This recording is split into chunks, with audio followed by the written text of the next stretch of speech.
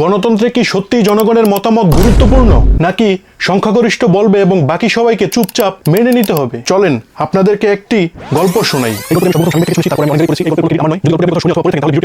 একটা স্কুলে 100 জন ছাত্র, প্রতিদিন তাদের নাস্তা দেয়া হয়, আর সেটা সিঙ্গারা।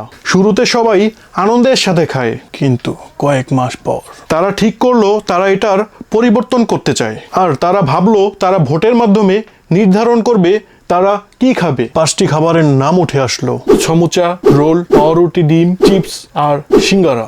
ভোট হলো, এখন ফলাফলের পালা।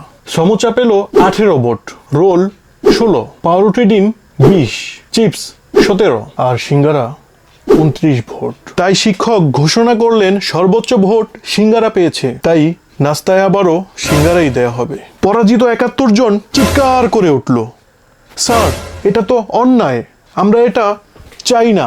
শিক্ষক শান্তভাবে বললেন, এটাই গণতন্ত্র, সংখ্যাগরিষ্ঠ যাই বলবে তাই হবে। সংখ্যালঘু যাই অনুভব করুক না কেন, তাদের মতামত মানা বাধ্যতামূলক না। পরের দিন সবাই আবার সিঙ্গারা পেল। 71 জনের মুখে বিরক্তি, মনে প্রশ্ন।